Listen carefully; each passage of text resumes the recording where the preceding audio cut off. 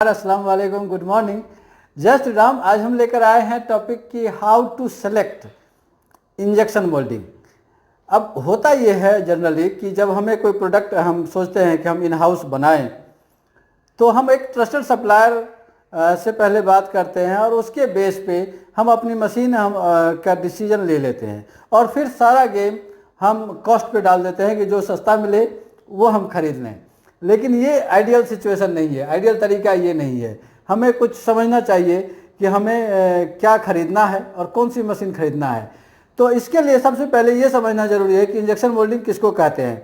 अब injection moulding metal, glass और common thermoplastic और थर्मो सेट मटेरियल के लिए यूज किया जाता है, जिसमें कि एक मोल्टन मटेरियल एक कोल्ड मोल्ड में इंजेक्ट किया जाता है at high speed, high velocity, और फिर उसको कुछ देर हम रखते हैं और फिर वो ठंडा होता है।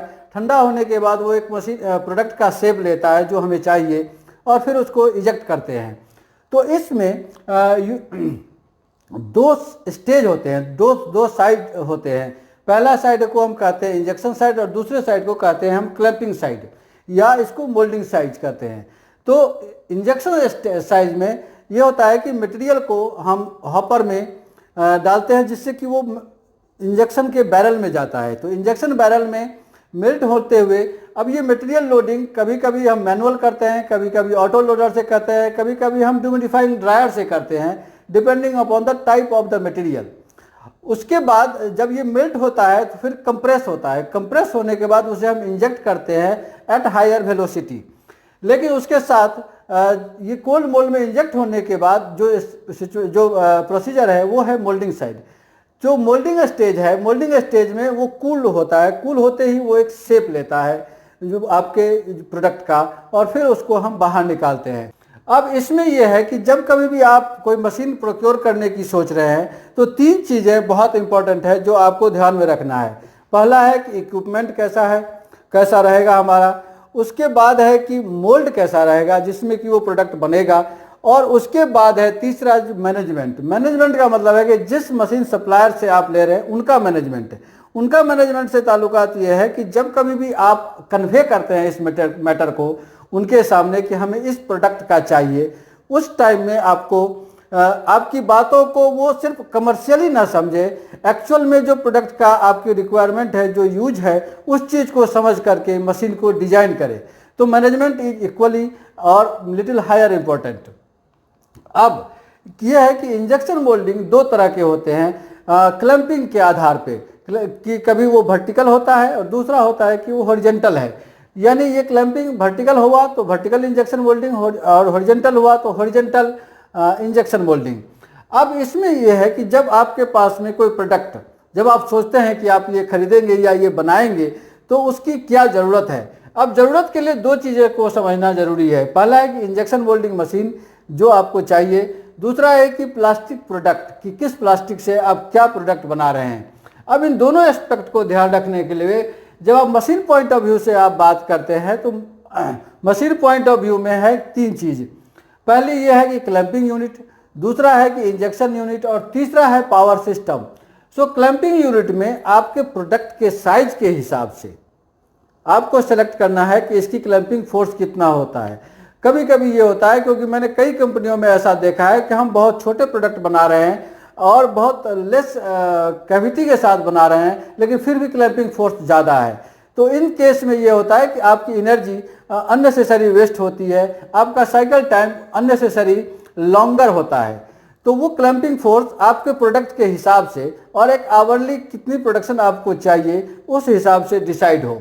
उसके बाद दूसरा साइड है इंजेक्शन यूनिट। इंजेक्शन यूनिट का काम यह है कि जो प्लास्टिक आप डालते हैं उसको प्रॉपरली मेल्ट करे, मेल्ट करने के बाद कंप्रेस करे और फिर स्क्रू जो उसमें इंजेक्ट करने के लिए डालते हैं कि इस स्पीड में, यानी उसकी जो मोटर है, स्क्रू की मोटर है, वो कंप्रेस के बाद इंजेक्ट करे प्रॉपरली। तीसरी चीज़ इसमें थी कि पावर सिस्टम।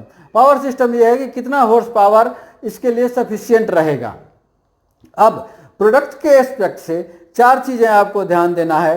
पहला चीज़ यह है कि कंडीशन, दूसरा है कि डायमेंशन, तीसरा है कि वेट ऑफ द प्लास्टिक, कि कितने वेट का प्रोडक्ट आपका है।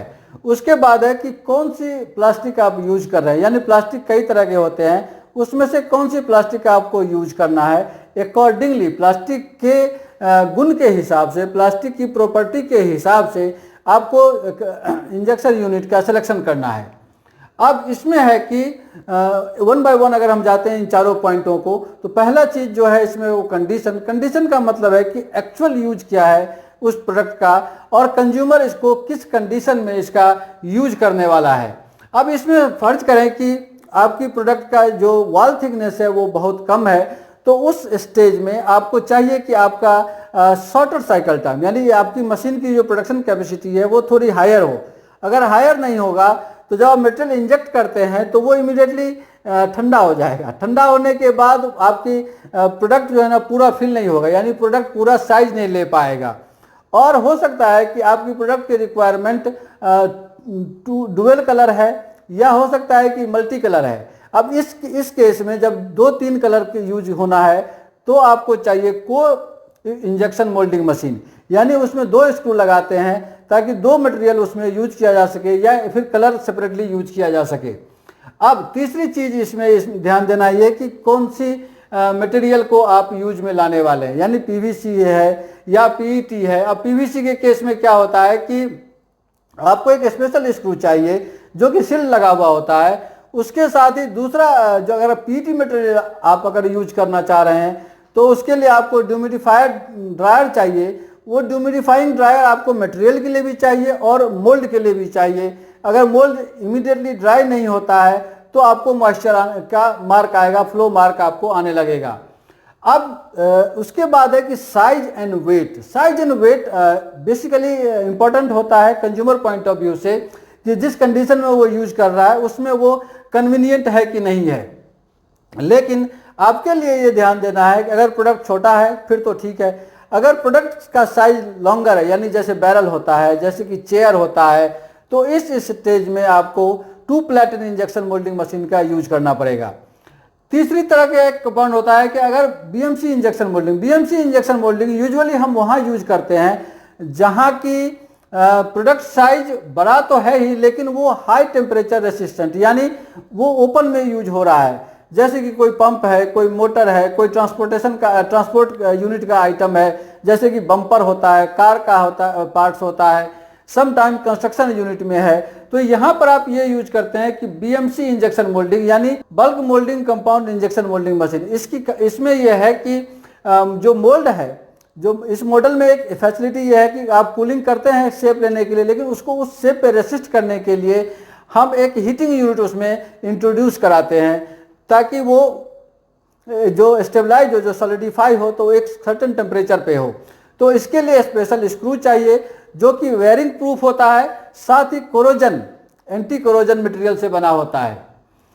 एट द एंड सिर्फ यही कहना चाहते हैं कि जितनी भी प्रोडक्ट के आपके पास हो, जितनी भी इंफॉर्मेशन हो, खास करके जब आप अपने सप्लायर से बात कर रहे होते हैं, तो ड्राइंग एक चीज़ है, लेकिन बेटर ये है कि आप उसको फिजिकल सैंपल, एक्चुअल हो सके तो और भी बेटर है, अगर ना हो सके तो प्रोटोटाइप बनवा करके फिर आप मशीन के बारे में डिटेल डिस्कशन करें, तो आपकी डील बेटर होगी। अब इसमें यह है कि इंजेक्शन मोल्डिंग जब भी आप चूज करते हैं तो उसको ध्यान में रखा जाता है कि ये कंटिन्यूअस चलेगा, यानी 24 आवर ए डे चलेगा।